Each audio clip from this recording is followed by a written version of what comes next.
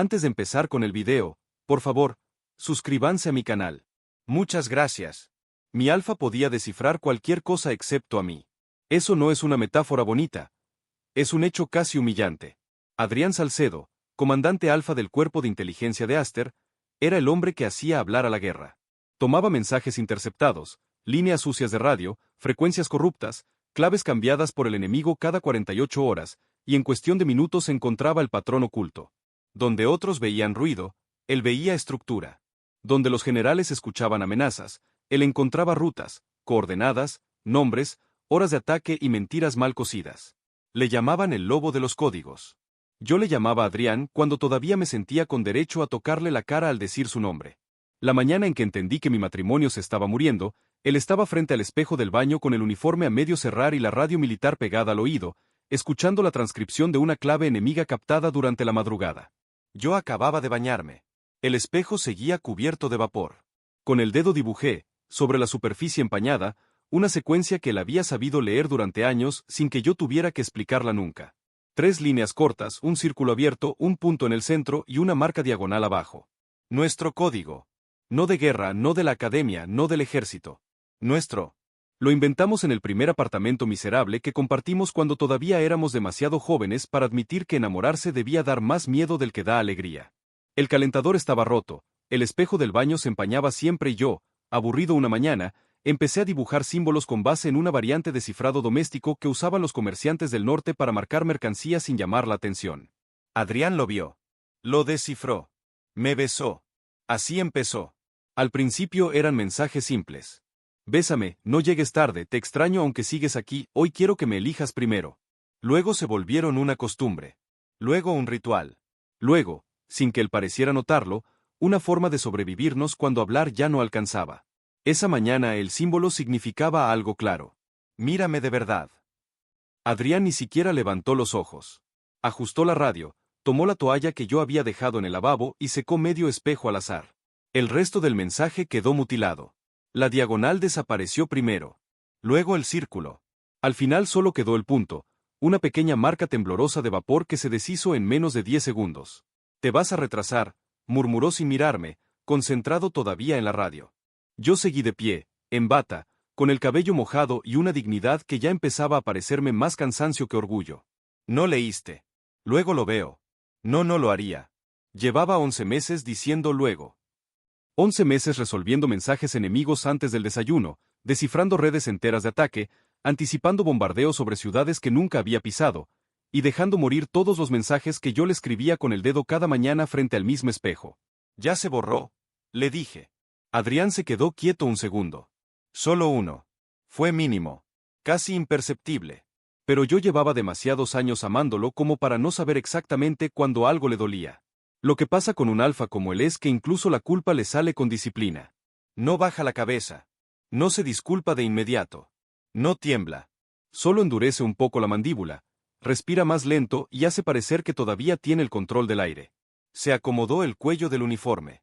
Lucio. La forma en que dijo mi nombre me dio ganas de romper algo. No porque fuera cruel. Porque era peor. Era esa voz suya baja, contenida, la misma con la que intentaba acercarse después de pasarse días enteros construyendo distancia. Una voz que parecía decir entiéndeme incluso cuando él no decía nada entendible. Déjalo, respondí. Seguro el enemigo tiene algo más urgente que decirte que yo. Volteó hacia mí por fin. Sus ojos grises siempre me arruinaron un poco la vida. No porque fueran bonitos. Había hombres más bellos. Más suaves. Más fáciles de amar. El problema era que Adrián miraba como si todo lo importante ocurriera un segundo debajo de la piel. Como si siempre estuviera a punto de atravesar hasta el centro de alguien, y justo antes decidiera retroceder por miedo a lo que pudiera encontrar allí. Yo había vivido demasiados años esperando que un día no retrocediera. No empieces así tan temprano, dijo. Me reí. Breve. Feo. Claro. La guerra puede empezar antes del amanecer, pero yo no. La radio volvió a sonar y él, maldito, giró la cabeza por reflejo. No tuvo la culpa de ese gesto. Yo tampoco tuve la culpa de sentirlo como una traición. Porque ese era nuestro problema verdadero, que la guerra no solo le había robado el sueño, la calma y la parte de sí mismo que antes sabía tocarme sin temer que el mundo se viniera abajo. También me lo había convertido en un hombre que, incluso al intentar quedarse, seguía obedeciendo primero a todo lo que sonara como emergencia, excepto a mí. Adrián agarró la gorra y se dirigió a la puerta. Yo no dije nada. Él tampoco. Cuando ya tenía una mano sobre la perilla, habló sin mirarme. Hoy volveré antes. Mi risa salió más cansada que cruel. Eso también debería escribirlo en clave. A ver si así te lo crees. No respondió. Se fue. Y me dejó solo con el espejo ya seco, con el baño oliendo vapor, jabón y ausencia, y con esa certeza que solo llega cuando algo lleva demasiado tiempo rompiéndose en silencio. Mi alfa podía resolver la guerra entera, pero estaba perdiéndonos por un código que ya no se atrevía a leer. 2. Cuando todavía sabía leerme. No siempre fue así. Hay algo insoportable en recordar la ternura de un hombre que después aprendió a esconderla tan bien que casi te hace pensar que la inventaste. Conocí a Adrián en la Academia de Lenguas Estratégicas, mucho antes de que le pusieran medallas en el pecho y le enseñaran a caminar como si no le quedara nada blando adentro. Yo tenía 21 años, demasiada opinión para el gusto de los profesores y una letra tan ordenada que un coronel llegó a decirme, con toda la condescendencia del mundo, que era caligrafía excesivamente bonita para un omega destinado a investigación auxiliar. Yo le respondí que si la belleza de mis notas le molestaba, podía dejar de plagiar mis interpretaciones en sus clases. Eso me costó una sanción. Y me consiguió la atención inmediata de Adrián Salcedo, que en ese momento ya era la promesa alfa más brillante del Departamento de Criptografía Militar. Él estaba en la última fila aquel día. No habló. No me defendió. Solo me alcanzó una hoja al salir del aula. En ella había escrito una sola línea en clave sustitutiva. Tu error fue corregirlo en público. Tu virtud, no equivocarte. Me reí. Le contesté en el reverso con otra. Tu error fue mirar demasiado. Tu virtud, no aburrirme. Así empezamos. Al principio era un juego intelectual. Luego una costumbre. Luego una forma bastante sospechosa de cortejarnos sin admitirlo frente a nadie. Nos dejábamos mensajes en los márgenes de libros prestados. En servilletas de la cafetería. En las tablillas de práctica. En los cristales empañados de la biblioteca cuando la calefacción fallaba. Cada uno subía la dificultad un poco más, no para ganar, sino para obligar al otro a seguir mirando. Con Adrián, incluso entonces, todo se parecía demasiado a una prueba de resistencia. No porque fuera cruel. Porque era contenido de una manera que desesperaba. No tocaba de más. No hablaba de más. No prometía. No improvisaba ternuras. Pero siempre sabía si yo había dormido mal. Si estaba mintiendo sobre haber comido. Si una crítica del profesorado me había dolido más de lo que quería admitir. Siempre aparecía café junto a mis apuntes. Siempre había una silla apartada para mí en las horas largas de estudio. Siempre, al final del día, encontraba alguna forma de decirme te vi sin usar las palabras exactas. La primera vez que lo besé fue en un archivo húmedo del ala vieja, entre mapas desclasificados y 2 lámparas moribundas. Yo había escrito sobre el cristal una secuencia sencilla. Si resuelves esto, bésame. Adrián lo leyó. Soltó una de esas medias sonrisas escasas que me dejaban desarmado durante horas. Y dijo, lo resolví antes de que acabaras la última línea. Luego me besó como si ya llevara semanas perdiendo la paciencia consigo mismo. Cuando nos mudamos juntos al pequeño apartamento del barrio sur, el espejo del baño se convirtió en nuestro lugar favorito para seguir jugando. El calentador tardaba en apagarse. El cristal se nublaba enseguida. Yo escribía algo en el vapor mientras él se afeitaba o se abotonaba la camisa, y Adrián lo traducía sin fallar nunca. Nunca. A veces solo tardaba 2 segundos. 2 líneas paralelas más media luna iguala. Hoy necesito que me abraces antes de irte. Un cuadrado abierto más 3 puntos iguala no estoy molesto, solo sensible, trátame bonito. Círculo completo más marca arriba iguala te deseo desde que abrí los ojos. Él sonreía apenas. Me empujaba contra el lavabo. Me besaba. Me respondía con otro símbolo al lado. Y por un rato el mundo parecía inteligible. Yo sabía cosas sobre Adrián que nadie más sabía. Sabía que le gustaba dormir del lado izquierdo porque de niño tenía pesadillas y necesitaba sentir pared detrás. Sabía que contaba en silencio cuando estaba demasiado enojado para hablar. Sabía que odiaba el olor a metal mojado porque le recordaba la enfermería donde murió su padre. Sabía que su mayor miedo no era fracasar ni morir ni perder un rango. Era distraerse del deber por amar a alguien lo suficiente. Nunca me lo dijo así de claro al principio. Pero yo lo fui entendiendo.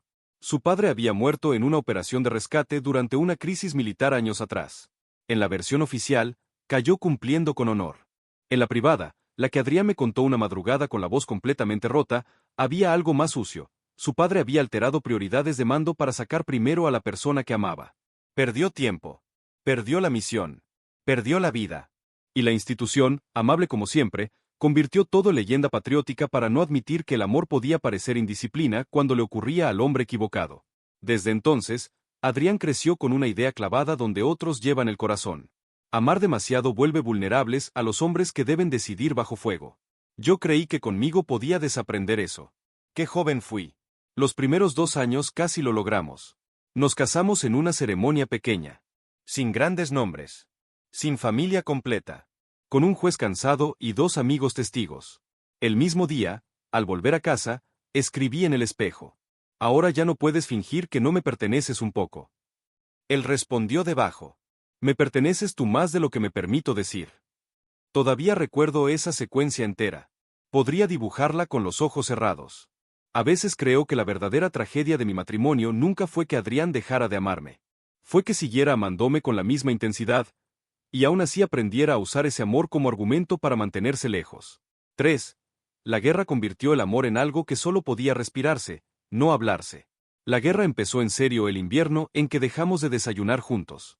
No oficialmente. Oficialmente, había empezado meses antes con disputas fronterizas, bloqueos, sabotajes y notas diplomáticas llenas de cortesía podrida, pero la guerra de verdad, la que se te mete la casa, no empieza hasta que cambia la forma en que alguien que amas agarra una cuchara o se abrocha el uniforme.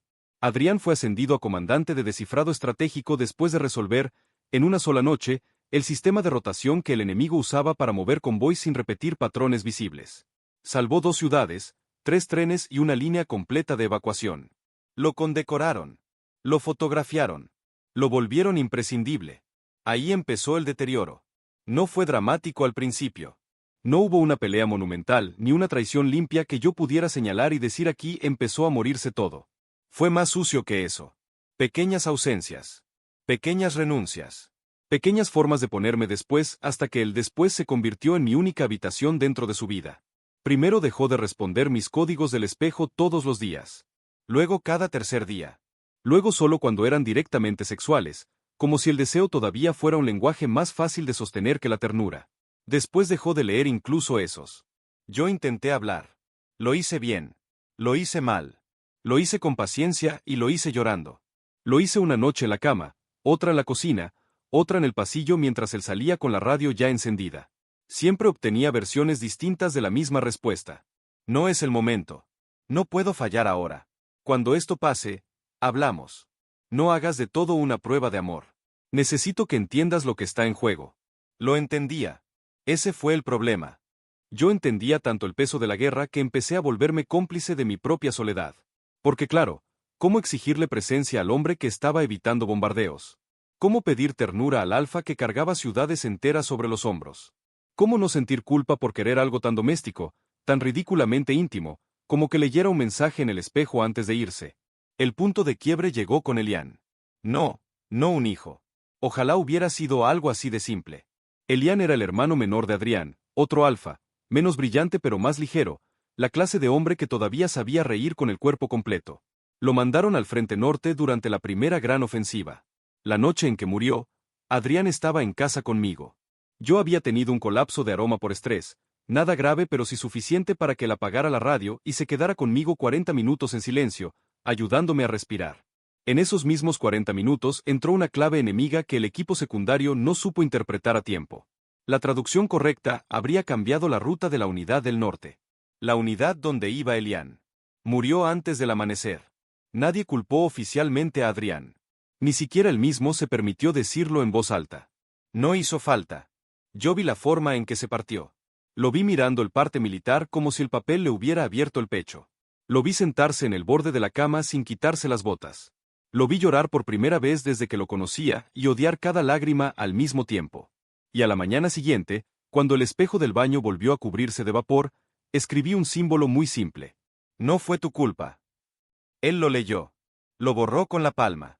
Y ese día empezó a apartarse de mí como si mi amor hubiera quedado asociado para siempre con la clase exacta de distracción que mata a los hombres que él no puede permitirse perder.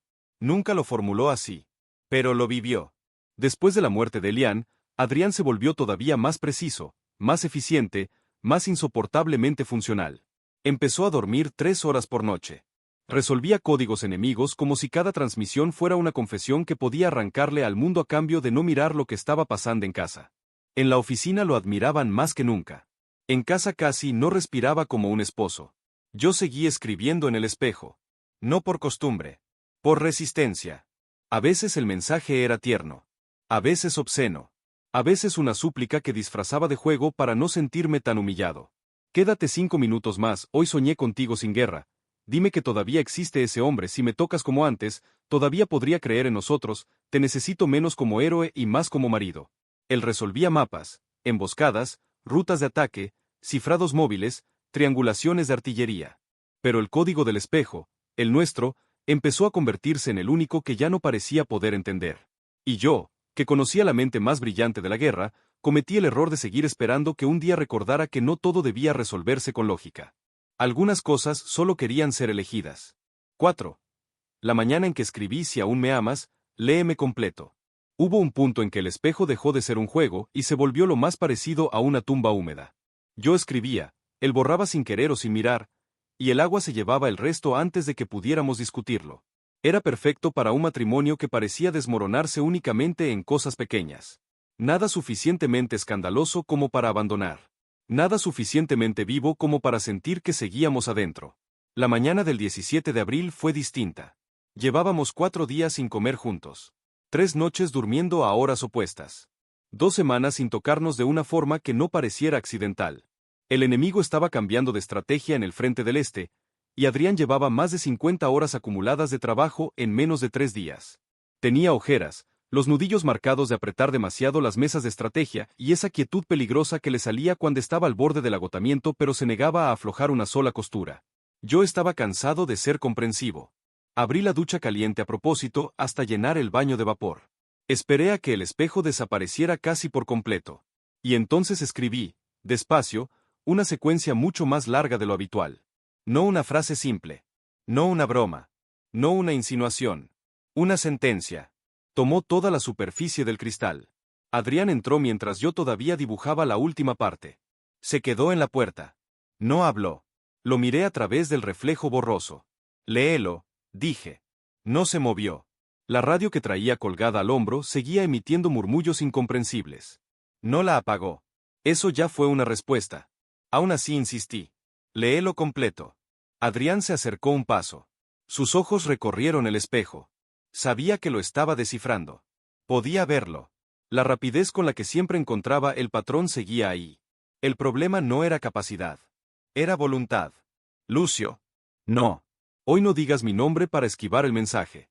Sus hombros se tensaron. Yo seguí antes de perder valor. Puedo soportar que la guerra te robe horas. Puedo soportar que el país te necesite. Lo que no puedo seguir soportando es que me mires como si amarte fuera algo vergonzoso que interfiere con tu disciplina. Su mandíbula se endureció. Nunca dije eso. No hace falta. Lo practicas. El espejo seguía ahí, empañado, esperando. La secuencia completa significaba: si aún me amas, léeme completo antes de que la casa se quede vacía aunque yo siga aquí. Adrián levantó la mano, quizá para tocar el cristal, quizá para borrar, quizá para no hacer ninguna de las dos. Lo detuvo a mitad. No me pidas esto antes de ir al cuartel. Me reí con tristeza. Claro.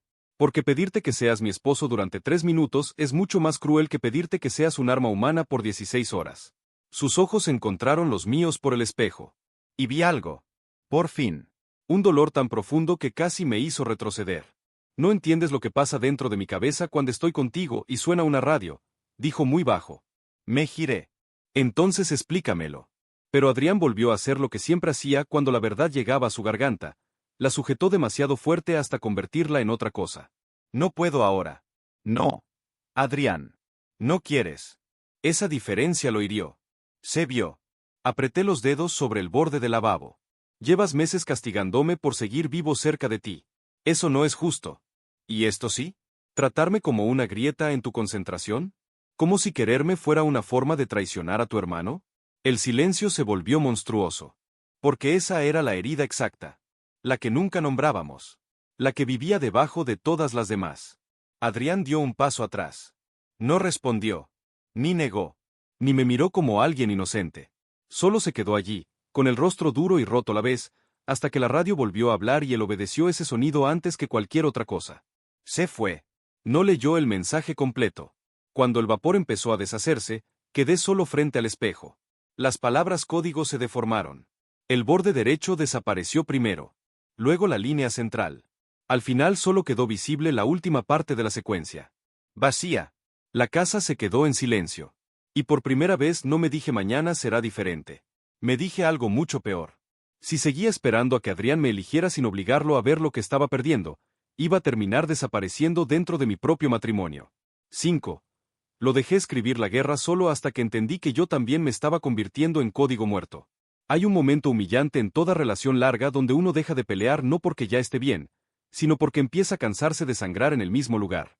Yo llegué ahí a mediados de mayo. No hice maletas. No grité. No amenacé con irme. Peor. Me organicé.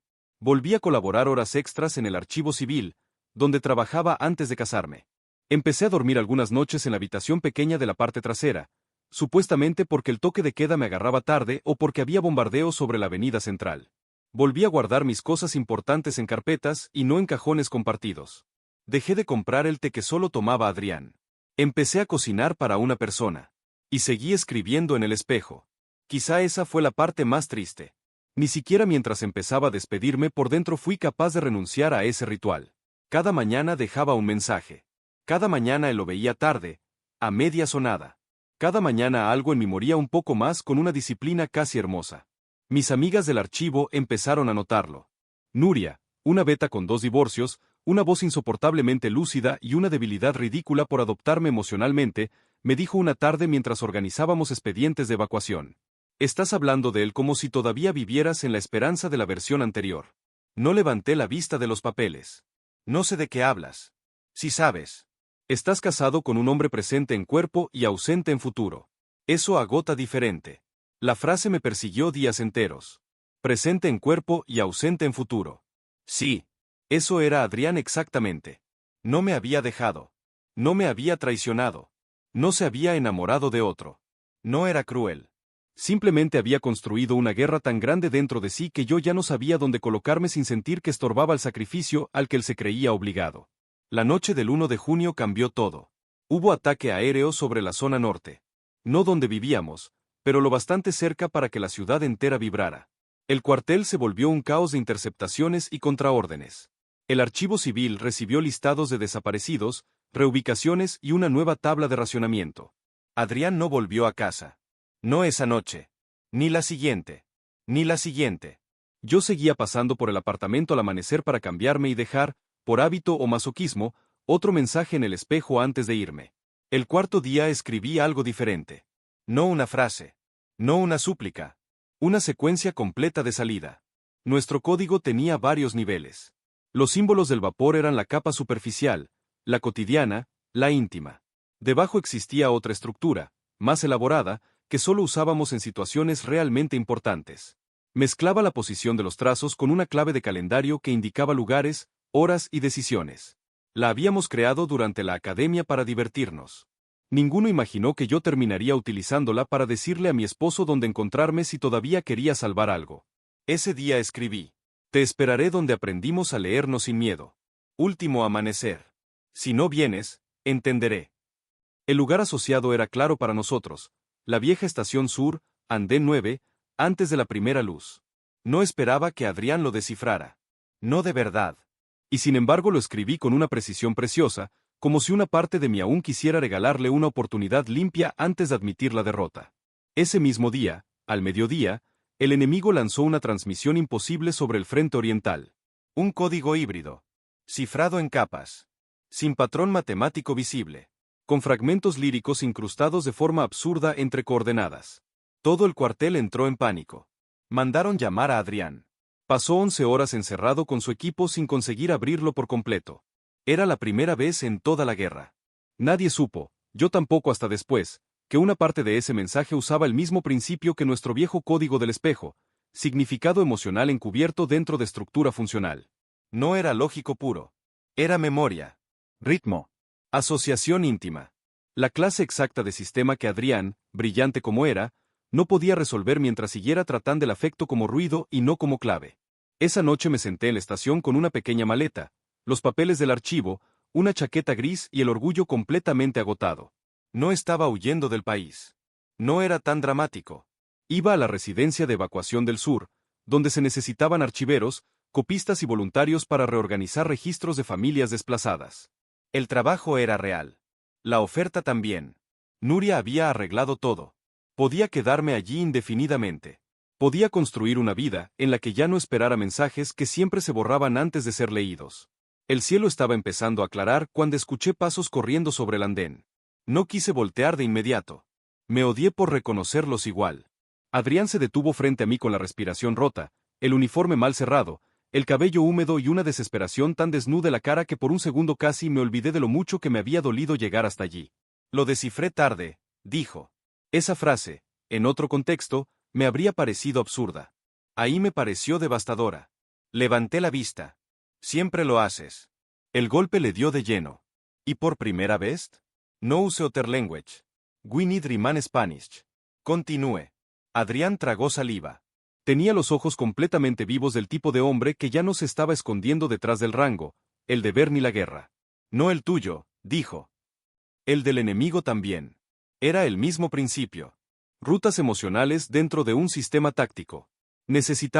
Respiró hondo, necesitaba pensar como tú. Me reí con tristeza.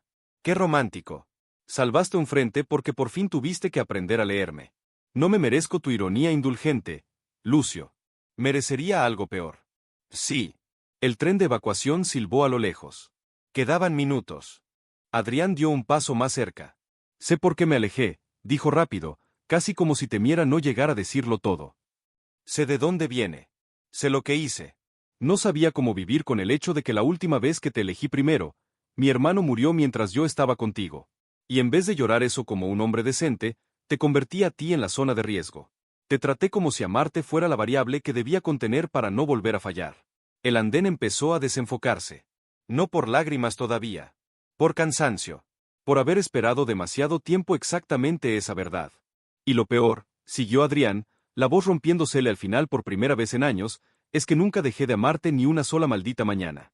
Solo decidí que si te hacía sentir menos amado, quizá te salvaría de mí. Y en realidad te estaba perdiendo igual. La frase cayó entre nosotros con toda la suciedad hermosa de la verdad tardía. Yo me puse de pie despacio. El tren ya se acercaba. ¿Y ahora qué, Adrián? Pregunté. ¿Vienes a decirme eso porque finalmente lo entendiste o porque te asustó que yo sí fuera capaz de irme? No apartó la mirada. Ambas. Eso me quebró más que cualquier discurso perfecto. Porque Adrián, cuando por fin decía la verdad, lo hacía sin maquillaje. Sin heroísmo. Sin belleza. Ambas.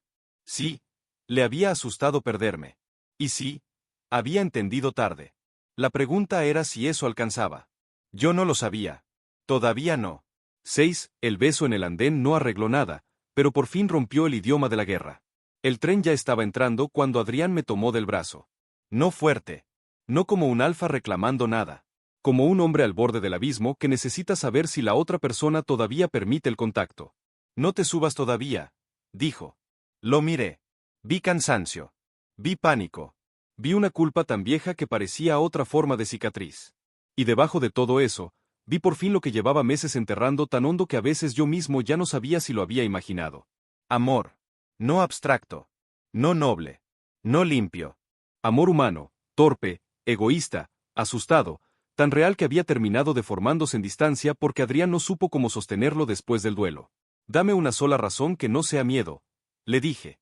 El tren soltó otro silbido. La gente empezó a moverse.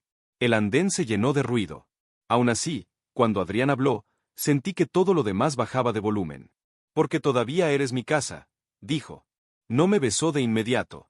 Eso le habría resultado demasiado fácil, incluso ahí. Primero sostuvo mi mirada como si estuviera dispuesto a dejarme destruirlo si eso era lo que necesitaba. Como si no viniera a rescatarme, sino a ofrecerse por fin a la lectura completa de lo que había hecho. Porque ninguna ciudad que salvé se sintió menos vacía cuando llegaba a un apartamento donde ya no estabas hablándome ni siquiera con vapor, continuó. Porque resolví todos sus malditos códigos y aún así cada mañana salía de casa más derrotado que el enemigo, sabiendo que había vuelto a fallar en leer el único mensaje que importaba de verdad. Porque el frente se puede reconstruir. Tú, si te ibas así, Quizá no volvías. Las lágrimas me llegaron de golpe. No las quise. No pude evitarlas. Tardaste demasiado. Adrián asintió. No se defendió. Sí. Me hiciste sentir como un estorbo entre tú y tu deber. Lo sé. Me convertiste en algo que debía hablarte en clave para no sentirse ridículo por pedir amor. Esa sí lo hizo cerrar los ojos. Lo sé. El tren abrió puertas. La gente empezó a subir. Nuria, desde una ventanilla más atrás, me miró con esa expresión brutal de las amigas que están dispuestas a aplaudir o a bajar y romperle la cara a tu esposo según lo que pase en los siguientes 30 segundos. Adrián dio un paso más cerca. No te estoy pidiendo que olvides esto hoy, dijo. Te estoy pidiendo la oportunidad de aprender a no esconderme detrás del dolor cada vez que te quiera demasiado. Yo estaba temblando entero. No por la guerra. No por el tren. Por esa frase. Porque, después de todo, eso era lo único que yo había querido desde que murió Elian, que Adrián dejara de tratar su miedo como una ley natural y empezara a reconocerlo como una herida, no como una brújula moral. Levanté la mano. Le toqué la cara. El gesto lo dejó quieto de una forma casi dolorosa. Y si vuelves a hacerlo, murmuré, ya no voy a escribirlo en el espejo. Me iré sin darte códigos. Él apoyó su frente en la mía. Entonces será mejor que aprenda rápido. Lo besé primero. No porque ya estuviera perdonado. No porque el andén se hubiera vuelto de pronto escenario.